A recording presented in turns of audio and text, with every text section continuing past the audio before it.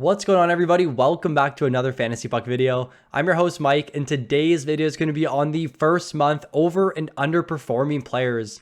Now, I just want to say that I don't want people to panic.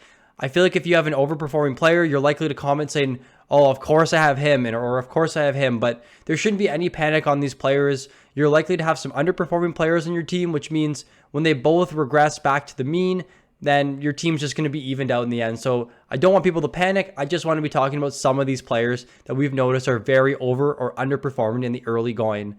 Before we get into this video, make sure you leave a like. Let's strive for 200 likes on this video. You guys have been crushing it with the likes lately, and the overall support in the channel has been great. So we thank you so much for that. Jump in the comment section below and let me know your number one overperforming players and your number one underperforming players so far in this early fantasy season. And I'll get back to you to what I think on those players. And maybe some of them will be in this video. Make sure you join the Discord. Links in the description below. We're building a massive fantasy hockey community. If you need your questions, answers, your trades, or just want to talk hockey, it's all in there. Check the description below for access to our Discord. And we are doing a Movember campaign. As you can tell, a mustache mic is on the screen. If you want to donate to that, I will be pinning a comment in the comment section of this video. So without further ado, let's jump into the overperforming and underperforming players video. Getting us started here, I have Kyle Connor of the Winnipeg Jets. Now, I do know that Chris did cover this in the last video, and I was kind of hesitant on including him, but I dug up some more stats, and some of you guys might be struggling with Kyle Connor right now, not knowing what to do. So I'm hoping to reassure that he will end up turning it around, and we have stats to prove it. So right now he has a 6.4 expected goals for, ranked 17th in the league, and a minus 4.4 goals above expected. He is second in the league, meaning he is the second most unlucky player. He should have scored 4.4 more goals than he currently has right now. He does possess a 34.4% SOPI, which is share of percentage of ice time. And that's a stat I really like because players that typically have a higher floor means they play more minutes. And he plays a ton of minutes on this Winnipeg Jets team. His 6.63 shot attempts per game is an increase of 10% from last season when he did break out for his highest goal scoring season of his career. A 57% on-ice Corsi for percentage. That's a problem usually in Winnipeg where they don't defend very well, but it looks like when Kyle Connor is on the ice, the team is doing very well offensively and not really having many troubles defensively. He's currently at a 4.9% shooting percentage, which is like me in my beer league hockey, and he's a career 15% shooter. So this typically regresses back to the mean. We see this all the time with players that struggle in the early going. Kyle Connor is just an elite player. He has the second most 5-on-5 goals since 2019. And if you think you know the answer to who has the most, leave a comment below and let me know. Let's see you guys, test your guys' hockey knowledge right now. I think personally he could be a top 15 forward for the rest of the season in the next 60 to 65 games. If he performs like we've seen Kyle Connor historically, it's definitely very doable. Moving on to Sam Bennett of the Florida Panthers. Now, I don't think I want to make any predictions here because they are playing at the making of this video. And I know if you guys were in here before and you saw what I said about Sorokin and how he was a buy low, then he put up a 41 save shutout. I'm not going to say anything about Bennett. I don't want to do it. He currently has a 6.7 expected goals for. He's ranked 12th in the league, and there are a lot of big names up there right now. He is currently the most unlucky player in the league at a minus 4.7 goals above the expected. We saw that with Timo Meier, where he was the most unlucky player in the league, and he's completely turned it around. I think he's at 5 or 6 goals right now, and I think we're going to see the same out of Sam Bennett. So currently, right now, with the Florida Panthers, I wanted to see a little trend analysis. So in the first 6 games, they did struggle, but I mean, their numbers were still way above the league average. A 55% Corsi for, a 53% shot for, and a 51% goals for, which is pretty good. But since then, a 62% Corsi for, a 60% shot for, and a 60% goals for. So they are trending back to the 2021 Florida Panthers that we saw last season, where they were shooting the puck at an absurd amount and blowing out teams. This whole team is trending upwards. Ekblad's coming back. Their power play is one of the worst in the league right now. I think this entire team is buy lows, and I've been saying it for a while now. I'm trying to buy as many of these Florida Panthers players as I can across my leagues, and Sam Bennett is someone I am still very interested in. So if you own Sam Bennett, hold on, hold tight. If he's available in your leagues, I would probably look to add him. Let me know in the comment section below because centers are very full. I am high on Sam Bennett. He has underperformed, and I am looking for a rebound in the next couple weeks. Did you catch the mistake in the last clip? Let me know if you guys caught it. You guys are pretty good for calling that out. The next player on this list here is Thomas Chabot. I wanted to add a defenseman in here.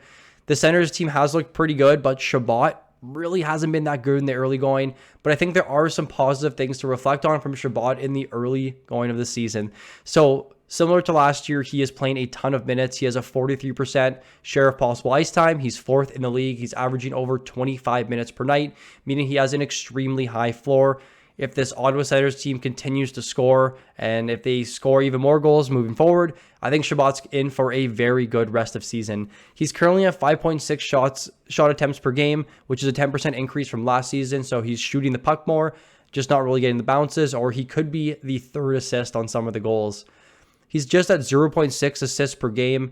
I looked at his 3-year average, and he averages around 1.2 assists per game. So this is likely it's going to regress back to the mean, especially when he starts getting more of those secondary assists or assists on the power play. And speaking of the power play, some of you guys are probably saying right now, he's off power play 1, Jake Sanderson's there. It looks like they do a power play 1A and a power play 1B. This is what we see over in Vegas with Theodore and Pietrangelo, where they split time on both power plays. We're seeing this now a little bit with Chabot and Sanderson. It's not really a good thing for Chabot, but I still think it's fine. He's still getting quite a few power play minutes, so I'm not going to panic. He does have a 60% on-ice Corsi for percentage, which is extremely high for a Senators team that has struggled a lot defensively this season. It is a 6% increase from last season, and he had a very good year last year, so this is very positive. And a 18.7% offensive zone start percentage, 12th in the league amongst defensemen. So he's typically spending more time in the offensive zone, which is what you want to see from a defenseman that is going to put up points for you. This is a very positive stat, and I think Thomas Chabot is underperforming so far. If you have the opportunity to trade for him, I would probably do so as soon as possible. Moving on now to the overperforming players. You can probably guess the other two names on this list, but the first overperforming player that I want to talk about is someone that I actually drafted in a few of my leagues, Bo Horvat of the Vancouver Canucks. So he is currently first amongst four with a 6.6 goals above expected. Now you're probably saying you had Sam Bennett as number one. Sam Bennett's number one when you sort by the least. Now Horvat does have the most goals above expected, which means he is pretty much getting lucky and he is scoring more than his expected goals rate. So he's currently at 2.7 goals per 60, which is 2 times higher than his rate in 2021. And 2021 was also his highest goal scoring season. He currently has a 41% on-ice Corsi for percentage at 5-on-5, which is below league average and worse than he was last year. So right now, there's just getting very, very lucky. And this is pretty evident by his 25.5% shooting percentage. Not as good as Beer League Mike, but 12% higher than his career average. This is likely to regress back down to the mean at some point. But there are some positives for my Bo Horvat owners. He is at a 10.7 shots per 60 rate, which is a career high. He's playing 20 minutes and 34 seconds a game right now, which is the second highest of his career.